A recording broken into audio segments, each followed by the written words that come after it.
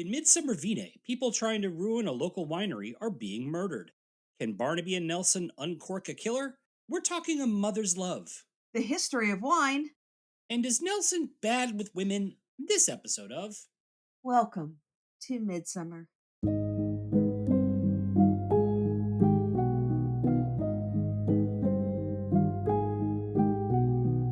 Hello, and welcome to Midsummer, the podcast where we dissect all the mysteries, the murders, and the many weird things about the long running hit TV show, Midsummer Murders. I'm your host, Eric Buscher, and with me, as always, is my co host, Eileen Becker. Hey, Eileen. Hey, Eric, we are talking about A Vintage Murder, the fourth episode of the 17th series.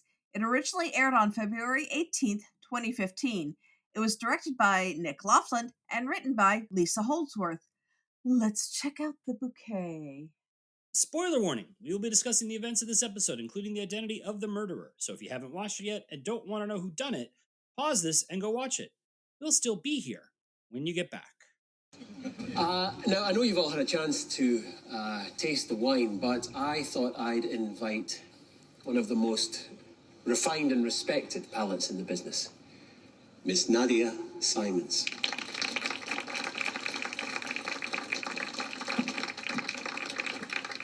Oh, yes. Miss Simons? Good colour and effervescence. Ladies and gentlemen, I have tasted some great English wines in my time. Unfortunately, this is not one of them. It's cloyingly sweet with no discernible complexity of flavour. I suppose I'd drink it at a wedding, but I certainly wouldn't insult the bride by toasting her with it.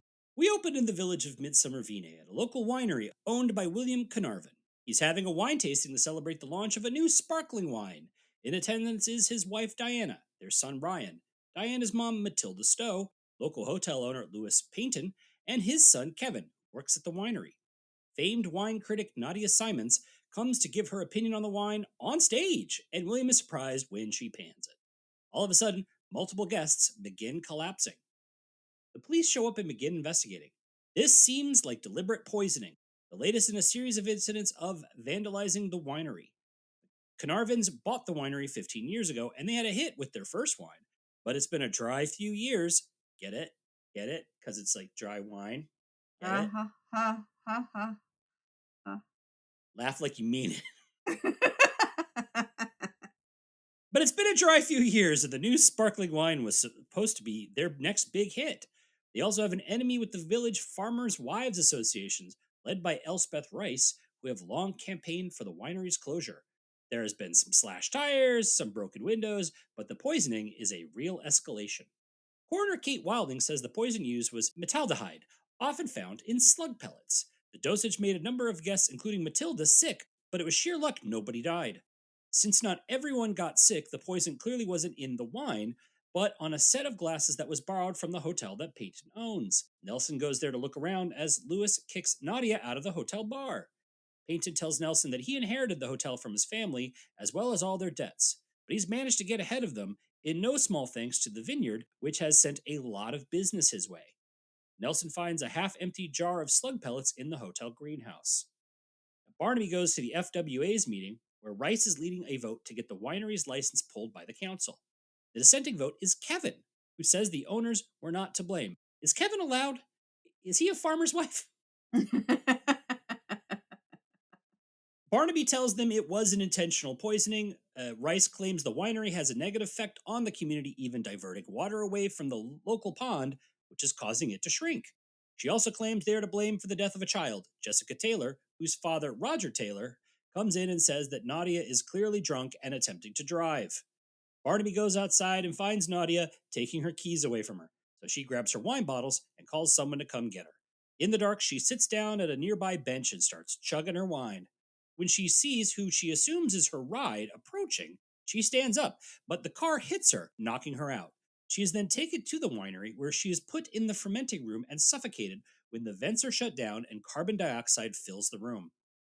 The next day, Barnaby arrives at the murder scene. Kate tells him she died from hypercapnia, or CO2 suffocation.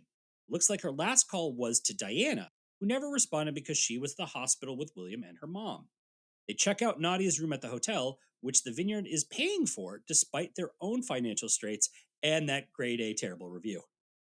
They find a plane ticket for a trip to the south of France and several £1,000s, which is a lot of cash for a wine journalist. Later, Kevin comes to the hotel and flirts with Tina Taylor, who works there with her father, Roger. He then meets with his father, who wants him to come work for him. But Kevin is William's apprentice at the winery and truly loves what he does there and refuses. His father lets it slip that he intends to purchase the winery, so Kevin will end up working for him one way or the other. Kevin swears he won't let that happen. At headquarters, Kate lets them know that Nadia had less than a year to live due to severe cirrhosis of the liver. She also found some flower blossoms in her hair from plants that are not located at the winery, which indicates she was hit somewhere else, then moved, which we know because we saw it. Nelson fills them in on Jessica Taylor, killed in a hit and run the night of the winery's first wine launch. There were 2 cars spotted at the time, one red and one black, but they were never located. Nadia was in attendance that night. She owned a black car and failed the breathalyzer administered later at the hotel. But a lot of guests failed that breathalyzer, and Peyton said at the time that his CCTV was not working at the hotel, so there was no conclusive evidence linking Nadia to the accident. Now, Nadia's editor informs him that she was fired 3 weeks ago for taking bribes. The Carnarvons claim the winery is almost broke, so they had no money to bribe her, so all those pounds weren't from them. So maybe someone else bribed her to give the winery a bad review? Kevin sees Tina making out with Ryan. They have been secretly dating even though their families oppose the relationship. Elspeth comes to the winery to complain that the water level of the pond is dropping yet again, but Kevin shrugs her off. He then approaches Diana and offers to do anything to help them keep the winery, which he knows is in danger. Turns out Matilda is rich and will only give her inheritance to Ryan so he can study music and won't help William at all. Meanwhile, Roger returns home to find Elspeth there caring for his wife Judy. Since Jessica's death, Judy has developed a panic disorder that includes agoraphobia, and she can't leave the house except for the backyard. She's obsessed with protecting Tina, and they both blame the Carnarvons for Jessica's death. Meanwhile, Tina and Ryan are exhausted by their families and decide they're going to do something about it. Tourist info. Welcome to Midsomer Vine, home of the Midsomer Vine Winery, and their 2 wines. It's also the home to a lovely hotel where you can go when you want to sample those 2 wines. Apparently, the ancient Romans grew grapes there centuries ago, so you could say wine is in Midsomer Vine's blood, which means you probably shouldn't drive. Stand Lake Park Wine Estate stood in for Midsummer Vine Winery. Located in Berkshire, it has 4 vineyards covering 10 acres. The estate dates back to 1166 with a 17th century manor house, though the vines were first planted in 1979. You can tour the winery and taste a selection of their 14 different wines, browse the gift shop, join their wine club, and of course, get married there. 14 wines? Yeah. Wow, what are these Carnarvons doing? Also, does it just me, or did the winery itself look a bit like the brewery from the Ghost of Down? Like, what was it? The Ghost? I almost said the Ghost of Midsummer. I almost said the Ghost of Downton Abbey. The Ghost of Midsummer Abbey. It did a little bit, but yeah, it's actually what I thought was funny was that the hotel looked like one of those fake castle places they put up in Southern Ohio. Yeah. Not that I've ever been to one of those here in Nope. Southern Ohio. Our strange kill this time is actually hypercapnia.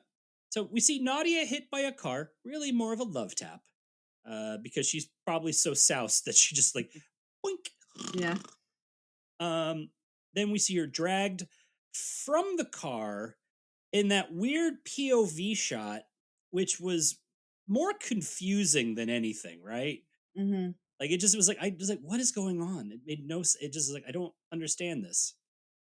She is taken to the winery's fermentation room, where the vents are turned off to fill the room with CO2, which is a byproduct of the fermentation process, but takes about 1 to 2 weeks. Yeah, it usually takes 1 to 2 weeks to start the fermentation. So I'm not sure where in the cycle they are with that particular, because usually they have several, different stages of fermentation in a winery. But it wouldn't take just, a few minutes for the CO2 to start developing. Fermentation is a slow process. Yeah. So is this. So is this murder because it is a slow suffocation to death as oxygen is destroyed in the room and replaced by CO2. Mm-hmm. It's a slow and agonizing way to die. Mm-hmm. And I think emphasized by when we see her in the room and that very weak way she calls for help. Mhm. Which was the only time I actually felt bad for Nadia in this entire episode. Was that was a really horrific and cruel way to kill somebody. Yeah. It is. It's a I do agree that the and I think that it's just a factor of they don't want to show who the murderer is. Yeah. So it is a little confusing with them dragging her into the room. Personally, I think it would have been more interesting if they had cut to her body, you know, being hit by the car and then being found at, in the winery, because then the audience would have had the wait what happened moment. Though it would have cut out the one moment you would have felt sorry for Nadia. Um, and you know, she would have gotten grass stains on those pants, white pants that she was wearing, and there would have been some clues that they didn't really follow up on. You know, they saw those flowers, but there should have been more clues. They weren't really looking for the place where she was hit by the car until they just kind of happened upon it, which was kind of Yeah, weird. I agree. I feel like that could have used a little less information. I don't think we Hmm. needed to see her get hit, even hit by the car. It would have just been find the body in the room. Hmm.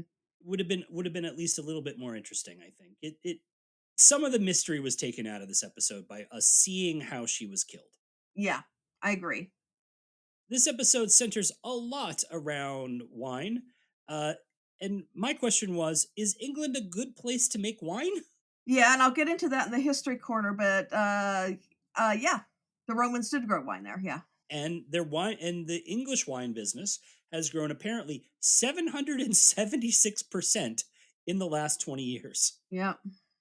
England is mostly known for their sparkling wines. So now it just seems like Carnarvon was trying to get in on a very crowded marketplace. That is true. Yeah. He's not a business genius? Go figure. The slug pellet poisoning. Um, yeah, this is a real thing. Metaldehyde is a element that is used in some slug pellets.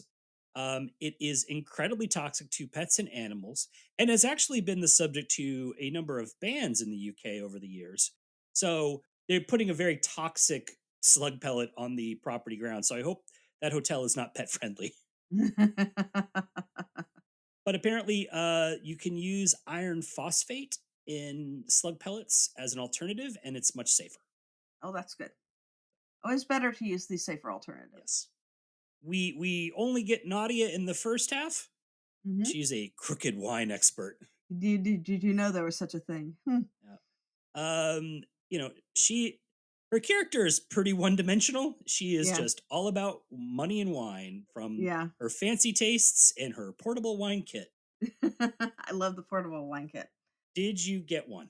Do you have one now? I don't. I actually have a little thing that I carry, like a wine opener, the foil cutter, and a corkscrew, and maybe a couple of glasses. That thing felt like the crap you used to see in the old Sharper Image catalog. Oh yeah.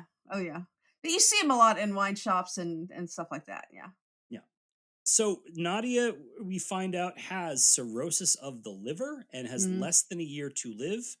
And if that was true, she would not look as good as she did in this episode.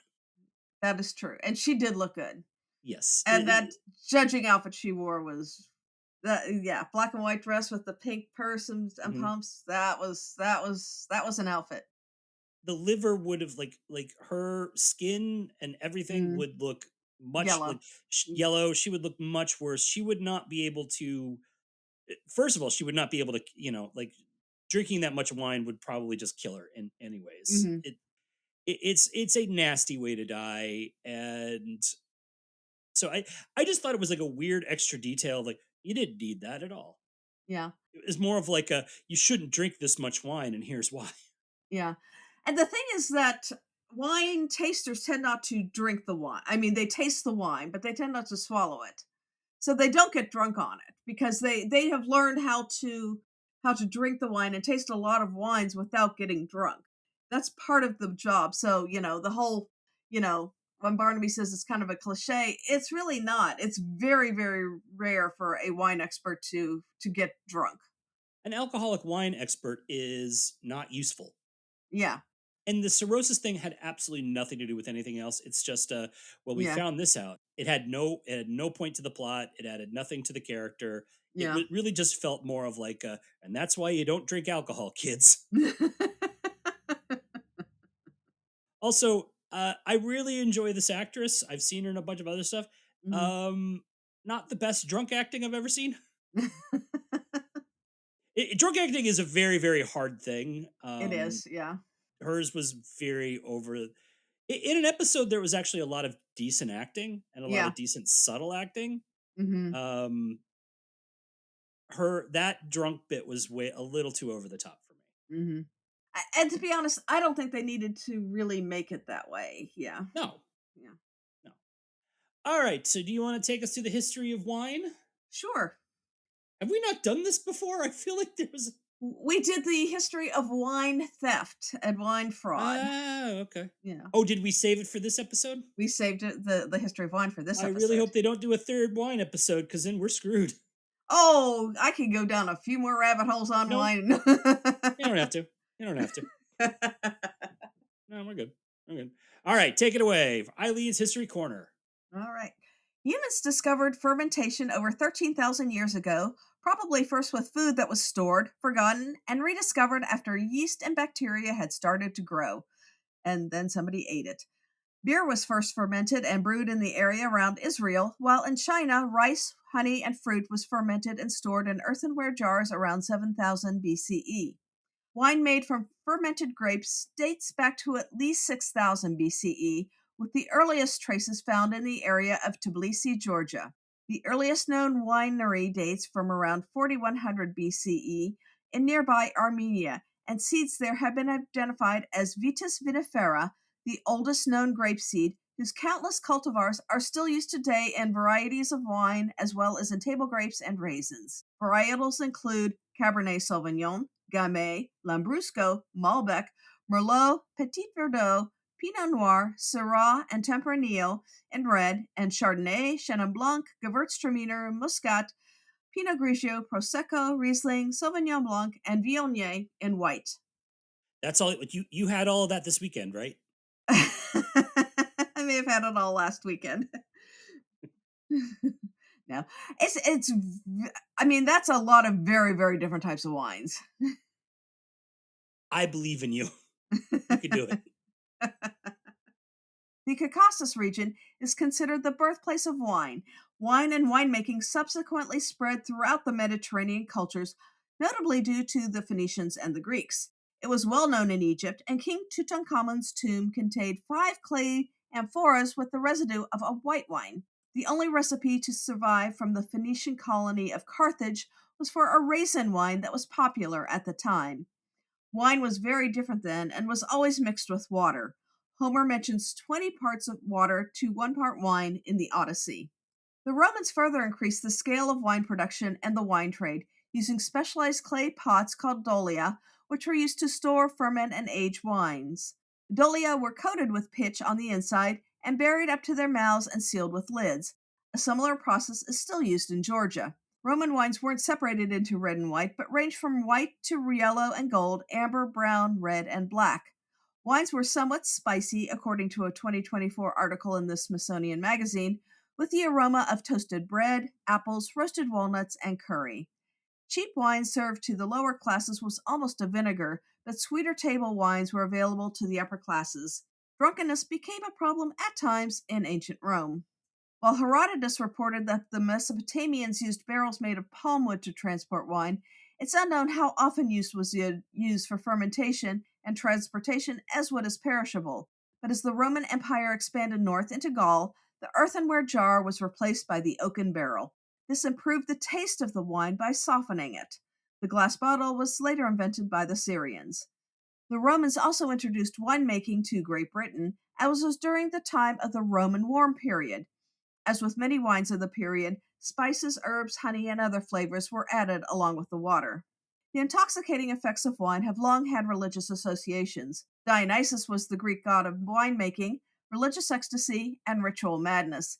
He was also known as Bacchus, which is the name the Romans knew him as. In 70 BCE, Pliny the Elder wrote, in vino veritas, which means in wine there is truth. He then had it printed on a tea towel, only to see it outsold by the one with "It's wine o'clock somewhere."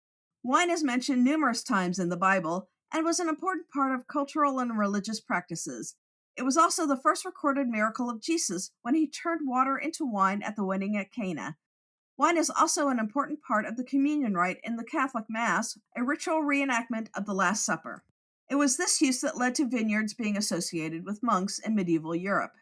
There was also marked improvement in the taste as well. The Bordeaux region became renowned for its wine, and it was part of the Duchy of Aquitaine, which was part of Britain, when Henry II married Eleanor of Aquitaine in 1152 until it was lost in the 1450s during the Hundred Years' War. Clarets from the region were especially popular in England. Wine grapes were still being grown in England when the Normans invaded, with over 40 vineyards mentioned in the Domesday Book, with most of it being communion wine.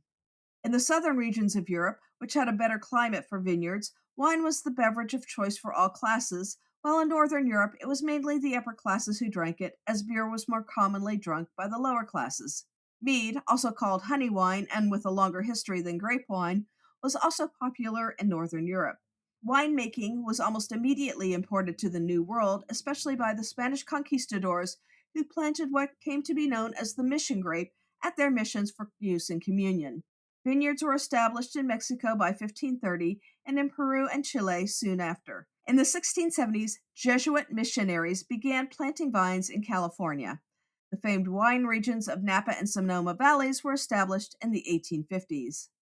While northern Africa had vineyards established early by the Phoenicians and the Greeks, South Africa had its first vines planted in 1655. Vineyards were established in Australia in 1788 and New Zealand in 1819. In the 16th century, fortified wines were created when winemakers started adding brandy to their wines to prevent spoilage during long voyages. They have a higher alcohol content than non-fortified wines, as well as a stronger, often sweeter flavor. Some popular fortified wines include port from northern Portugal, sherry from southern Spain, Madeira from the Madeira Islands, and vermouth from Italy, which is also an aromatized wine, which means that it's flavored with aromatic herbs and spices. Fortified wines became especially popular in Great Britain as they did not spoil on the sea voyage. In the Champagne region of northern France, Benedictine monks, including Dom Perignon, struggled with the bubbles that would form in their wines. The cold winter temperatures halted fermentation, only for it to be started again with the warmer temperatures. Carbon dioxide gas is a natural byproduct of fermentation, and the weak early bottles would often explode. The surviving bottles often had the dreaded bubbles. However, the English developed a taste for the bubbly wine, and soon the French court of Philippe II, Duke of Orleans, who served as regent after the death of his brother Louis XIV, made the sparkling version of champagne a favorite. Winemakers did not fully understand the process or had bottles strong enough to survive the release of carbon dioxide gas until the 19th century, when the House of Veuve-Clicquot developed the méthode champenoise. Ice wine, in which grapes are allowed to freeze on the vine to create a sweeter dessert wine, may have been around during Roman times, but modern ice wine was developed in Germany at the end of the 18th or early 19th century. As it's often a race between the first frost and the grapes rotting on the vine, and all the harvest must be done within a few hours, ice wines tend to be fairly pricey. Thomas Jefferson was a noted enophile, taking a 3-month wine tour of France and Italy, collecting thousands of bottles of wine, and unsuccessfully attempting to establish a vineyard at Monticello. His wine collecting caused him money troubles throughout his life, and he had to sell his entire library to the U.S. government to restock the Library of Congress, which was burned during the War of 1812. Disaster struck the European wine industry in the second half of the 19th century with the Great French Wine Blight, which devastated over 40% of French grapevines over a 15-year period starting in the late 1850s. While France was hit the hardest, other European countries were affected. The grape phylloxera, the insect that caused the blight, originated in North America, and it is thought that the quicker passage of steamships allowed the pest to survive the voyage. The blight was eventually stopped by grafting European vines to phylloxera-resistant rootstock from America. First World War dealt another blow to European winemaking, as vineyards became battlefields or were needed to grow food for war-torn nations. For the first time in 2,000 years, English wines were no longer being produced. It slowly began to revive in the 1930s with a big jump since the 1970s as temperatures in the UK began to rise. Technological innovations continued in this 20th century as large scale production continued to ramp up, including the introduction of the stainless steel tank in the 1970s to ferment freshly pressed grapes. While Europe continued to label wines according to region, New World wines began labeling their wines by varietal.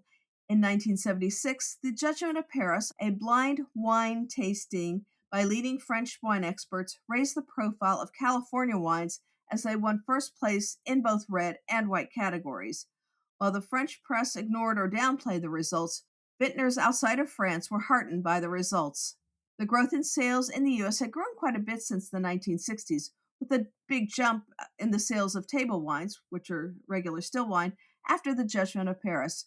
While European wine sales have dropped significantly since the 1980s, North American wine sales have continued to grow. In England, after a drop off after the 1980s boom, wineries have increased with the growth of English sparkling wine since the early 2000s, and they are starting to win awards. Grape production is more profitable per acre than grain after the first couple years, though returns are more variable as it's dependent on the weather. Today, wine from all over the world is becoming more readily available, as well as more regional wines as the locavore movement grows. Wines are available for any price point, and screw tops are replacing corks in many wines without a stigma. Wines are available in boxes and cans, as well as in the classic bottle. Natural and organic farming techniques have become fashionable, and scientific discoveries continue to allow winemakers to innovate and discover new blends and varietals. All right, jumping into cast highlights. First up, Claire Bloom played stingy grandma Matilda Stowe. Now, Bloom is a British acting legend. She's a winner of 2 BAFTAs and a Drama Desk Award, as well as having nominations for a Tony, an Emmy, and a Grammy. She had a long career on stage and screen. She appeared in Elektra, Limelight with Charlie Chaplin, the classic horror film Haunting, Mighty Aphrodite, better left, not talked about, and The King's Speech. She has been married 3 times to Rod Steiger, producer Hillard Elkins, and to famous writer Philip Roth. Now, Bloom wrote 2 memoirs, and in the second memoir, she discussed her marriage to Roth. He was very upset by how he was portrayed in her memoir, so he responded with a revenge novel called I Married a Communist, which featured a character based on Bloom. Now, she is still a working actress and is supposed to co star in an upcoming film called Sophie's War. Now, honestly, I think in any real sense, Claire Bloom would have been probably Village Star of the Week if she had been given anything to really do in this episode. Yeah, they really underused her because she is a terrific actor. She played Ophelia on stage with Richard Burton. Yeah, In Hamlet. So this is a woman who can hold her own. Also mystery fans will recognize her from a couple of Miss Marple mysteries, including one where she played the same role that Elizabeth Taylor played in The Mirror Cracked. yeah, she is a British acting legend. The fact that she didn't get more to do in this is bonkers. Yeah. Mark Bonner was wine obsessive William Carnarvon. Now, he is a popular Scottish character actor, and you've probably seen him play a lot of bad guys over the years in British television. Now, he has been in Shetland, Guilt, Line of Duty, and Department Q. Now, recently, he was also a contestant on the first season of the UK Celebrity Traders, where some of his fellow players actually just began suspecting him of being a traitor because of, and he was not. He was a faithful. If you know the show, he was one of the good guys. He was a faithful, but because he's played so many villains on TV, they just kind of assumed that he was probably a villain in the show because they're all dumb people. He also was a very intense gameplay player. So they ended up voting him out in the 6th episode. And if you were a UK Celebrity Traders fan, I have to say justice for Joe. Tom Rhys Harries played piano prodigy Ryan Carnarvon. Now, Rhys Harries did this episode very early in his career. His star has really taken off since. He has appeared in Jekyll and Hyde, Slaughterhouse Rules, Suspicion, and White Lines. He's got a really huge thing coming up later in 2026. He is set to star in the upcoming DC Studios horror Batman film called Clayface, and he is playing the lead. That's a big break for the Yep. U.S. audiences. Yeah. Yeah. Sabrina Bartlett was stone throwing Tina Tyler. Now, Bartlett was also an on the rise actor when this episode came out. She would go on to appear in Da Vinci's Demons, Nightfall, Victoria, Bridgerton, and I, Jack Wright. Now, she appeared in the first series of the 2021 show The Larkins. She left the show after one of her co stars used a selfie photo of Bartlett for his WhatsApp profile for some reason. Now, she complained to producers, but they decided against taking action, which led to a lot of tension on the set and Bartlett's early departure. Good for her for standing up for herself. Yeah, it's like I don't really like what I could read about this. No one really gave like the guy claimed that it was a prank, and I just don't really understand what it was supposed. I mean, I don't know what the photo was or anything like that, Mhm. but yeah, good for her. Yeah. Max Bennett played wine apprentice Kevin Payton.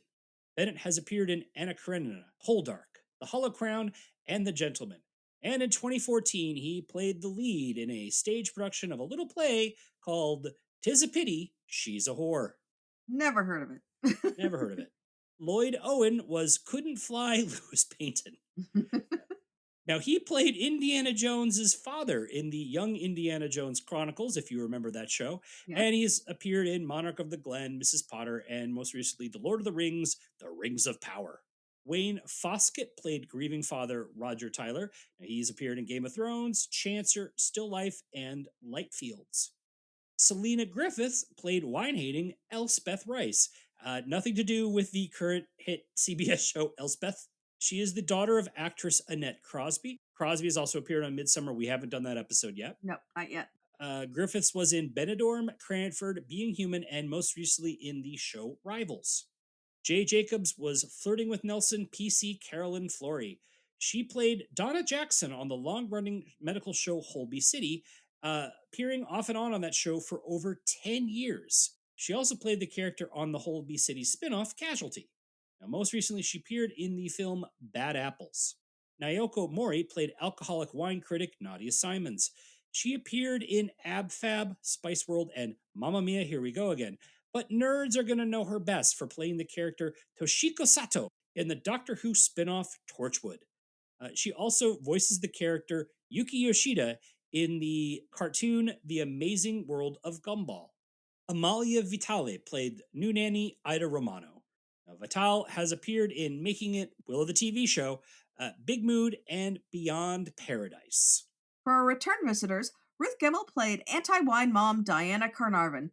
She also appears in The House in the Woods. She played the love interest in the film The Fever Pitch opposite Colin Firth. She also plays the mom in the TV adaptation of the best-selling Tracy Beaker books and appears in Bridgerton. We had a number of uncredited actors in this one, so we wanted to give a shout-out to Richard Banks, Hannah Lemires, Chris Colwyn, John W.G. Harley, Jacqueline Watson McKee, Ricky Rajpal, Anthony Farrelly, Susan Fordham, Mike Ray, Daphne Sherman, and Al Sawyer. Also a shout out to our mayor of Midsomer, Chris Wilson, who appeared as an uncredited police officer. Our village star this week is Rosie Cavaliero, who played grieving mom Judy Tyler. She's also a return visitor who we will see again in A Worm in the Bud. She was actually born in Rio de Janeiro and moved to the UK as a small child. Her first on-screen role was in the early 90s on the show Medica. She would appear in the Mike Leigh films Topsy Turvy and Vera Drake. She was in the shows Saxondale, Clatterford, Hold the Sunset, and Gentleman Jack. Most recently, she appeared in an episode of Man vs. Baby. She also did a voice in the British animated holiday movie That Christmas, which I just watched. Is it any good? It's kind of fun. It's got the 14th Doctor as a mom in it, and it's just a fun, light little Christmas animated movie. I thought she was excellent in this episode, especially at the end of it when we see her sort of break down. That sort of clinched it for me for her as the village star. Yeah. This is one where there is a nice steady build up in her character that I did like. Yes. And the way she does it I think was very good, and then all of a sudden it breaks and you realize everything that's been going on. Yeah. Yep. All right, we're going to take a quick break here, and we'll be back with the second half of A Vintage Murder.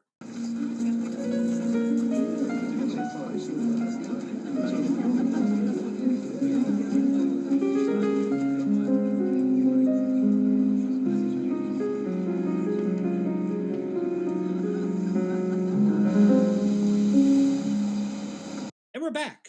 Welcome to the second half of A Vintage Murder. Sykes, walkies? It's okay. He's already been out. Ah, right. Well, I'll relieve you of the mashed banana duty. No need. All done.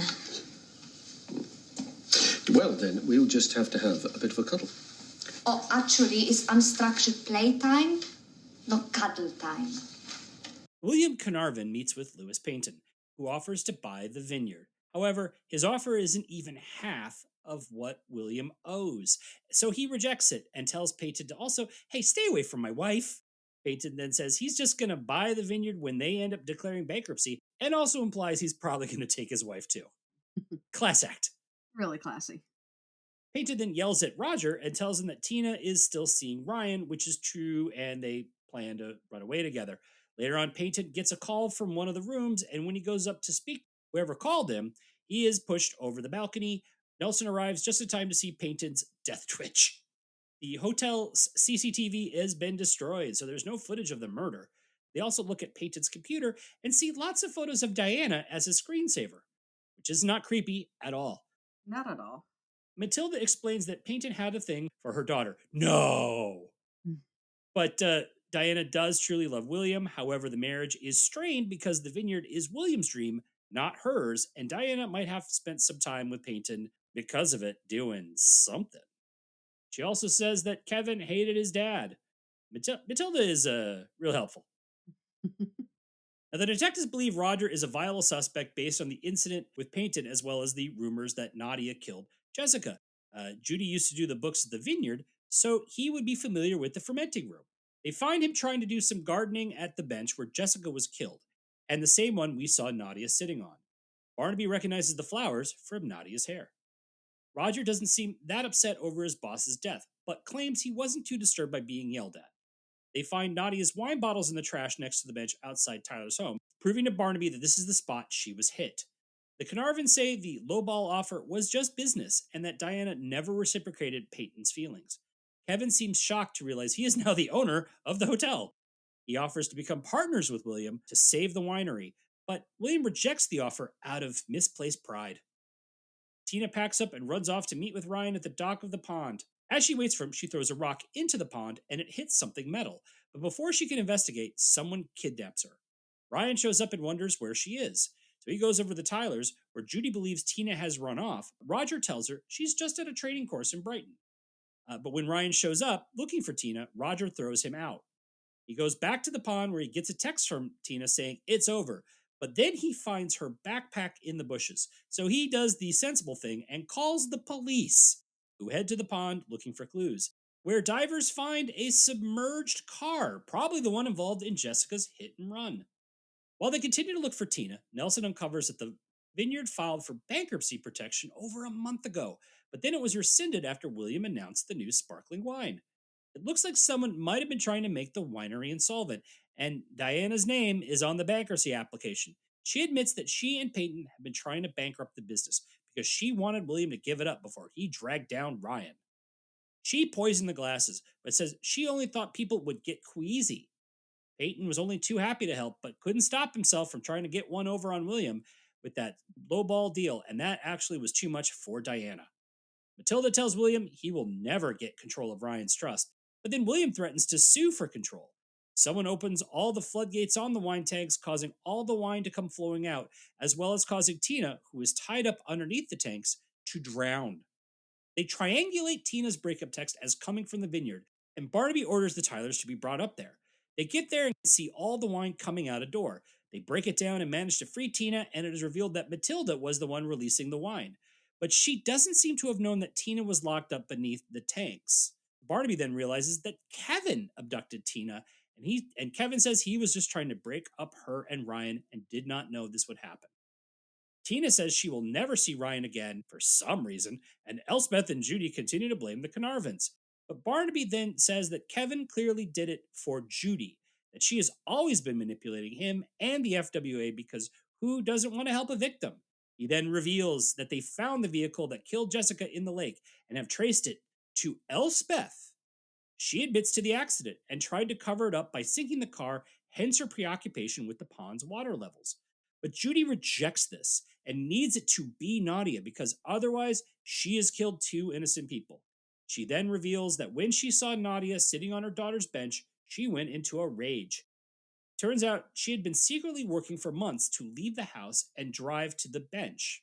So she ended up hitting Nadia, then dragging her to the vineyard, suffocating her in the fermenting room. She also killed Peyton because she believed he had covered up for Nadia, and also she wanted to protect Tina from him. Elspeth and Judy are both arrested, and Tina returns to Ryan with young love, hopefully bringing these two crazy kids together. Our killer, we kind of got two killers, but the main killer is Judy. Driven by her grief and rage. The Mhm. death of her daughter gave her an anxiety disorder that coupled with agoraphobia and also frantic cleaning. Can I hire her? Sure, but the problem is she never finishes. She was overly protective of her surviving daughter, Tina, which of course was smothering and driving Tina away. Now, we find out that she had been working slowly to overcome her agoraphobia by driving the short distance to the bench where her daughter was killed and Mhm. then kind of tending the area. Mhm. And my question is, no one ever saw her drive? Yeah, that seems weird. There are a couple things that don't quite make sense in this, obviously, but yeah, because they say, "Oh, she's just gone to the backyard." Meanwhile, she's like, and obviously this is after the murder, so she's not going to confess to this. But yeah, she's been driving around and nobody says anything about it. What was she was she doing it at night when which is a weird time to do gardening and Yeah, doing it during the day somebody would have had to see. yeah. It's a very weird little thing.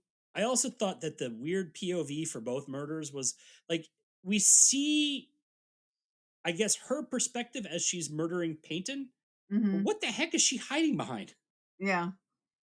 Like, it's like a bed frame, and but she's kind of hiding. It's like, is that bed like sticking 3 feet out from the wall that she can, or is it like a window curtain, or Yeah. it? It was a little weird. I do think it was heartbreaking when she finds out the truth Yeah. that Elspeth was the person that killed her daughter. Hmm. That was like just beautiful acting when she just when that Hmm. oh god, oh god, oh god, realizing what she had done, that she had murdered Hmm. an innocent two innocent people. Yeah. And that as and that she had been manipulated by Elspeth. Yeah. I think it's interesting is that there's a theme in this episode of Hmm. that everyone seems to want a different future for their children, Hmm. right? Yeah. We see it with the Taylors, we see it with the Carnarvons, we see it with the Paytons. Nobody wants to let the kids figure out their own destiny or make their own choices. Yeah. It's interesting because she is not letting Tina grow up at all. Yeah. And meanwhile, as she's smothering her, she's also ignoring her in many ways. When Tina comes home and hears her mother talking about Jessica and how she was the light of their life and everything, Yep. and Tina, I can completely understand why she is the way she is, because it's like I am I'm a non-entity in this house other than the other daughter who survived. And pushing Tina directly into the arms of Ryan. Yeah. Um, which, the question in the episode, is this love or is it just hormones? Why can't it be both? Yeah. I like that scene though where Kevin sees them making out and he gets so mad he kicks the car door Yeah. really loudly. I'm like, I'm assuming they must have seen that, heard that. You would think that somebody would have heard that. They weren't that far away. Too much in those hormones. Yeah. There's a lot of unrequited love in this as well, especially on the part of the two Paynton men. I like that scene between the dad. Like, I love the character of Lewis Payton through the episode because Mm. we see him in starting. It seems like a nice guy, and then as the episode progresses, he's just no. He is kind of a jerk. Yeah, you think that you're gonna like him, and then slowly there are these layers revealed to him, and that is one of the things I think that this episode does do well. Is it is the slowly reveal of the characters, Pulling back the layers of the onion, Eileen. pulling back the layers of that onion. Yeah. Elspeth was the hit and run driver. She says that she had just bought the car and was looking for the lights when she hit Jessica. And then, you know, is so guilt filled with guilt that she attempts to that she sinks her car.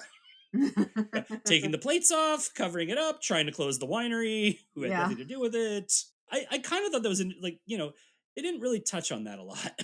It's an interesting character because she is so obsessed, and you don't really understand why she is obsessed until the end, which I do like. I mean, that Yeah. is one of the parts of a mystery. I think the actress does a very good job of portraying this very forceful woman who is. You think that she's doing this because she's just one of those people who's taken goodness as a mission in life and is Or obnoxious about. self-righteousness. Yeah, and she's obnoxious about it, but she's protecting herself through this whole thing. Yeah. This whole concern about the water Yep. levels of the pond is like it's purely because she doesn't want the car exposed. Yeah. When we hear the clang of the metal, like the rock Mhm. hitting the metal, that's when I knew Elspeth was the hit and run driver. Yeah. I was like, well, that's why she's like taking a freaking Mhm. measuring stick to the pond, Yeah. Yeah. a fold up measuring stick. I mean, but what she does, like the manipulation of Judy was Yeah. cruel. That was cruel. Yeah. Honestly, I think Elspeth is ultimately responsible for Judy's actions. I think Oh, yeah. she pushed, like, manipulated Judy into this deep hatred of Naomi and Peyton and everything like that. Yeah. And I really think that Elspeth holds a lot of responsibility. I think Judy, like, if this was if I was a lawyer, Mhm. like Judy would probably get off for temporary insanity or diminished capacity. Diminished Like, capacity, I think, is yeah. yeah, she's like not in any kind of irrational mind, and that the real murderer of her child basically pushed her into doing it. Yeah. And it's interesting because it does bring up that whole idea, and it's explored in other mysteries as well as the culpability of the person who pushes someone else to commit a crime. Yeah. Yeah, because legally they cannot be prosecuted, but they are just as morally guilty as the person who does it. I love that little moment between her and Kevin where she's like complaining about the pond. And he's like, "We just haven't had rain. Yeah. It'll rain." It's like, "How do you know? It's England." It always rains. We've Yeah. talked about that. One scene I thought was very funny was at the FWA meeting, and there's almost this tennis match movement of the heads of the attendees at the table between Kevin and Elspeth as they're debating back and forth, and it's very funny. And the gasps when Barnaby Yeah. shows his badge at the end. It was a funny scene in a episode that's basically rather tragic. Yeah. But also, is Elspeth the farmer's wife? Like honestly, the only person I saw in this episode that was a real farmer's wife is Diana. She Yeah. should have been. I have a feeling it's a legacy organization that has nothing to do with farming anymore. And there were guys at that meeting too, other than Kevin. Bunch of wine Nazis is what Yeah. they is. Yeah. Speaking of wine, let's talk about the Carnarvons and I guess the vineyard winery that can't seem to turn a profit. Yeah. What's going on there? Well, I mean, wine. It's a tough business. It takes a while to get established. They seem to have gotten lucky with a very early vintage, and then they've had a few, as you so poignantly punned. They had a few dry years. Yeah. But apparently he was a perfectionist with his wine Hmm. and couldn't, it's like, it seems like William was the problem here. That Hmm. William's ego, his obsession, Yeah. his pride kept was because honestly, I thought like, when Kevin made him that offer, I was like, that's a really good offer. Yeah. Like, no, it's like I don't want to take over. I want to work with you. I was like, no, I won't take orders from you. I was like, Mm. Mark Bonner is like one of my favorite character actors. He is always good Mhm. at especially when he's playing bad guys. Yeah. But he's also very good at like kind of intense emotional characters. Hmm. kind of like in Shetland. Yeah. And I thought he was great in that. I did think it's hysterical that they get to the winery and he sees the wine flowing from the door underneath the door, Mhm. and yet he can't get in. I'm like, it's your winery. You have a key. You should have a key. What? Mm. And then he's like, he gets in there and he's all freaked out. And do you think he's more concerned about the wine or Tina? Well, I think initially, definitely the wine because they can't hear Tina until they start turning off the wine taps, you know. Yeah. So, and at that point, you don't really see him very much. Yeah, But then wouldn't Matilda have heard her? I would have thought that. Yeah, you would think that Matilda would have hurt her, unless It, Matilda's going a little deaf or. it's a uh, strange. It's a metal door. It's not like it's soundproof. So it's Yeah. like it's a little weird. That was again didn't make a lot of sense. Mm-hmm. I also I'm very curious. They were very unclear between what did happen between Diana and Peyton. Yeah. Like, was it a physical affair, an emotion? It felt like maybe more of an emotional affair. Mm-hmm. It seemed Um, like more of an emotional affair. I don't think because of the way she pulled away from him. I don't think they did anything physical. Um, I was a little confused by who Kevin was really taking orders from with the split them up. Was it Matilda? Was it I think that was himself. I think that was I think he did that. I think that was a Judy thing. I don't think Mhm, it was maybe split then up, but mhm, Judy's obsessive. Oh no, Tina and Ryan, it can't happen. yeah, And also, I think Kevin clearly liked Tina, yeah, oh yeah. so there's jealousy involved. Well, she was the only other, girl in town his age. She's the only girl in the village. And then Ryan is an interesting. Ryan is he seems like a nice guy. He's a Mhm, piano prodigy who doesn't really seem that interested in playing. mhm, So cavalier with the trust. Just take it. I don't care. I want to be yeah, with Tina. I don't really know what Ryan wants. mhm, Tina wants to get away from her family, and she Ryan is the go-to. Kevin wants to be a wine guy. yeah, He's like, he wants to be a wine man, yeah, which is sounds like a bad sequel to Landman. Um, but Ryan, other than he wants to run away from the his family, yeah, I don't really I don't know if he wants to play the piano. yeah. Yeah, the thing is, none of the three young people, Kevin, Ryan, and Tina, are happy in their home lives. Yeah. They are looking for somewhere else, as Kevin says, where they feel like they belong. Kevin obviously does not get along with his father, does not want the hotel life. He's much more interested in the winery, finds that much more interesting. Tina is just like I said earlier, she is the daughter that survived, and that is the only thing she has with her family. She has to be protected because she's their last child, and other than that, she doesn't seem to have any relationship with her parents. Except, well, she has actually, I think, a good relationship with her dad. At least he seems to have a good relationship with her. But her mom, with her mom, it's all very strained. And then Kevin, I think he's just trying to find something because I think he's sensing the tension between his parents. But I will say he is one of the smartest people ever in Midsomer because he calls the police when his Yep. girlfriend is missing. Also, there's a big deal made about his piano playing, and I have to say, seemed fine. Seemed adequate. You don't really think of a piano prodigy is gonna it's gonna play for everyone at the wine opening. You have a little jar with the tip jar and takes requests. He's the piano man. Play us a he song, Mr. Piano Man. he was fine.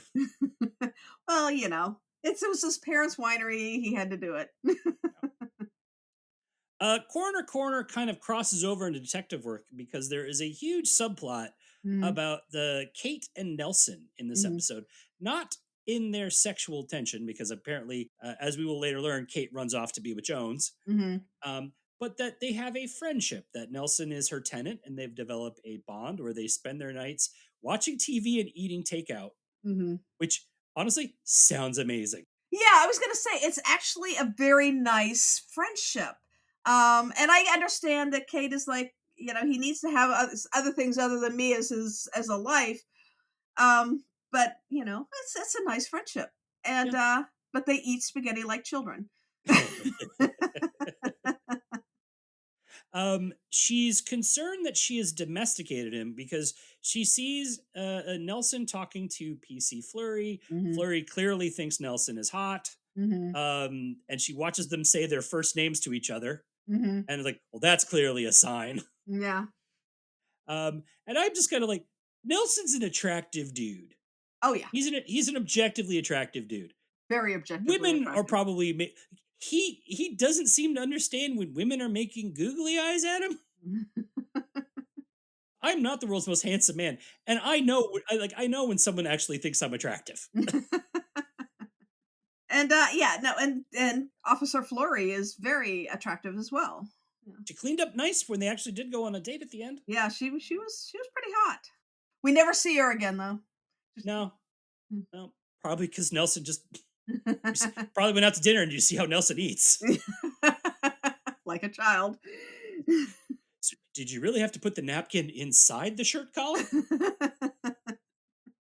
Which kind of like there was also that really funny bit where we see Kate and Sarah having lunch together, and Sarah Mhm. comments that she's really happy that she can eat lunch without having to put a bib on, and Kate immediately spills food on herself. Because Kate also eats like a child. Yeah. And here's another reason why I think Nelson is just not great with women. Mhm. Like when they get to the vineyard and he sees her like makes that joke about Kate drink. Well, it's 5 bottles a night. Isn't that kind of what you drink? Which not at work, man. Yeah. You can do those kind of jokes on your own, but not in a work environment. Don't do Yeah. that. It's not funny. and you can see that they had that rapport, but Yeah, that was the wrong moment for it. Yeah. they have very good comedic chemistry. Those two. Yeah. Like Nelson is an actor. Nelson as a character and the actor is someone who. The more I rewatch these episodes, the more I really like him, and the more I feel like because he left so soon, we missed out on a lot with him Mhm. because he's a really good. Yeah. He's really likable in this role. Like no shade to Winter, who I think again, Winter and Barnaby is a classic pairing. Mhm. But yeah, no, I just feel we missed out a little bit. Nelson is one of those characters that we missed out on. Yeah. Darn you for taking that role as Brian Yep. May. He did get that weird scene where like Peyton has like fallen from the balcony and then landed on that awning, whatever it Mhm. was, The trellis, yeah. the trellis that had a big spike, Yeah. and Nelson gets to stare up into his eyes as he dies, Yeah. Yeah. and doesn't face him at all.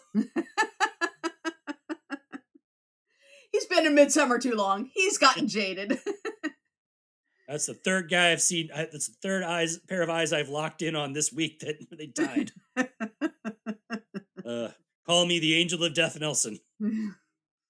I thought the reveal scene at the end was a little odd in the sense of that Barnaby just kind of lets everyone scream at the Carnarvons Mm-hmm. when he knows they had nothing to do with anything. Yeah, it was almost as if he felt like they needed to get all this anger out before he could confront them with what actually happened. I don't know. I mean, it was interesting because I couldn't help but think how Tom Barnaby would have handled it, which would have been a very different way of handling Yes. it.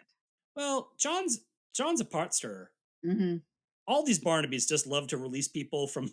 Mm-hmm. Let's just release them from custody and see what happens. Yeah. Will that person get killed? Oh, just want to see. Sometimes we need another murder so we can solve the case. Yeah.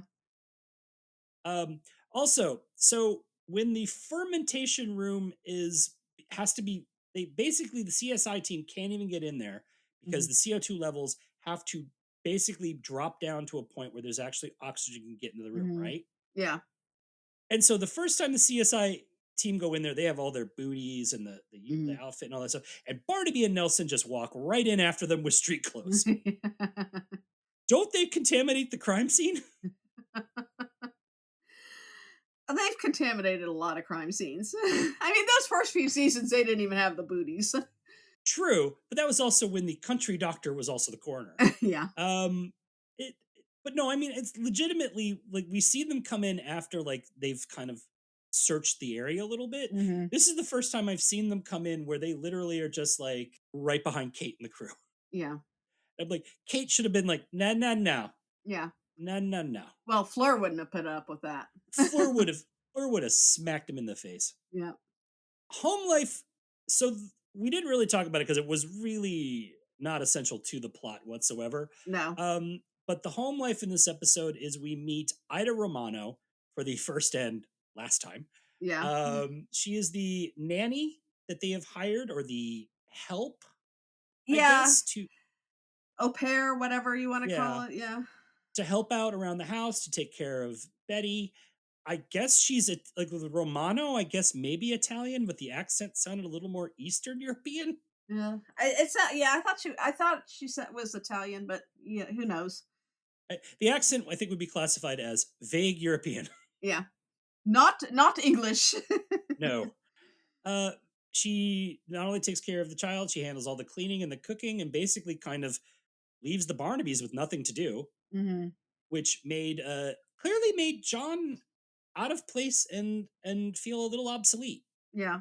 And so it was nice at the end of the episode she has the night off and he gets to be a dad again, Yeah. which I thought was really sweet. Like, he really likes being a dad. Yeah. He does. I thought it was all kind of weird because as a nanny or a caretaker for someone's children, whatever, you should never get between them and physical or emotional contact with their child, Mhm. unless there's some kind of abuse going Oh, on. you mean when he's trying to give his child cuddles and she's like, no cuddles, Yeah. just unstructured playtime. Yeah. Now that's why I think she's Eastern European. Yeah, well. He's the anti Mary Poppins who had to get that Mr. Banks into loving his Be kids. hard father, not soft father. Yeah. Yeah, it was just, yeah, it was like, well, that's a very weird approach to rearing a child. But we never see her again. Like, it was Yeah. just like again, it was in an episode full of parents. Hmm. Like, this is the only happy family we get. Yeah, that is true. Yeah. And I did like that scene of him at the end where he's giving her bath and having his time with her and everything, because it is, that is the bond, that's the bonding Yeah. time. Yeah. I just had a thought. Why do you think Barnaby was called into a non-lethal poisoning? Don't you like? Wouldn't you bring him in just for the murder? I guess homicide and maybe near homicide. I don't know. I just feel like they would have called it in, and he was like, "Is anyone dead?" No, no. Nelson, you go handle this. Yeah. I got other stuff to do. I've got 4 triple homicides this week. This is Midsomer, man. I got other cases. If there ain't a body, I ain't going. There are things going down in Badger's Drift you would not believe. She's only partially dead? No thanks. Call me when it's 100%. Yeah. All right, final thoughts to a vintage murder. I think there's some good aspects to this one. I don't think it completely succeeds. But like I said, there's some character arcs that I think are really good. There's some really nice performances here. I wish that there had been more clues to the mystery. They kind of disguise a lot of things a little too much, or they over-explain a few things. Like we said, I don't think that first murder should have been explained. I think that they needed to have more police work involved in it. The whole, we need to find, okay, she was here, but she's got grass stains on these white pants. How did she get those? That kind of thing, I think, would have made it a better mystery. I think if we had, if the car had actually been red rather than kind of black with a few red scratches on it, that would have helped. So I think that it's not completely successful as a mystery. I do like the characters, and So it's not a top notch one. It's not a worst one. It's but I like wine. That's the T-shirt I'm getting Eileen for Christmas. I drink and I know things. If I put on my Nadia pantsuit for a second and offer my critique, I would say this episode is bland as hell. Mm-hmm. It's overwritten. Mm. It's full of like extraneous things that matter, like don't like Yeah. they don't matter at all. Yeah. It overly complicated for no reason. It seemed like 50% soap opera. Mm-hmm. Overall, it was bland and uninteresting. Yeah. I found myself bored multiple times. Yeah. The only person having any real fun in this episode was the actress who played Nadia. Because she got to be rude and insulting and yeah, not a great drunk actress, but at least she got to play drunk. Yeah. She's the only one having any fun in it, and then she gets killed off 30 minutes in. 20 Yeah. minutes in. Yeah. I timed it. It was like another one of these like first murders 20 minutes into the episode. Yeah. I think if they had focused more on it being a mystery rather than a soap opera, it would have been more successful. It would have been more interesting. If this was a bottle of wine, this would be a Trader Joe's $2 chuck. Did the job. Oh, but come you're on. not right. It did the job, but you're not writing home about it. $5 at least. It's inflation. Is that what it is now? I don't drink, so I don't know. I don't go to Trader Joe's. It's not close enough. Yeah, this episode it's for something that features sparkling wine, it needed more sparkle. I have already I will have forgotten this episode in about 5 days. For me, this is the winery episode. I mean, that's really the only thing that's really, that's memorable about it. Yeah. Well, that's everything we wanted to talk about. If you have anything you want to discuss about a vintage murder or Midsomer murders, feel free to email us at welcometomidsomer@gmail.com. If you want us to use the email in the show, please say so in your email. You can also find us at Welcome to Midsomer on Facebook, Instagram, and YouTube. Feel free to follow us in all those places. In fact, please follow us in all those places. If you like what you hear and you haven't done it already, please consider subscribing to us or rating and reviewing us on iTunes and Spotify. All that stuff just really helps more people find us. Please turn on your automatic downloads to help us with the algorithm. Tell any of your friends who love Midsomer Murders about us. We will be back soon, and we hope you will join us again. And as we take the road out of Midsomer, we want to thank you for listening and remind you that in Midsomer, a bad review can be murder. And usually is. So please don't put a bad review on the iTunes or Spotify. Just 5 stars, 4 stars, glowing review, please. Yeah. Don't make it murder. We really don't want to have to murder people. Welcome to Midsomer is produced by Eric Buscher and Eileen Becker. All clips in this podcast are used in compliance with the U.S. Copyrights Act fair use exception for criticism and commentary. The logo and podcast art was designed by Smeedrai. Our theme music is by the infamous Space.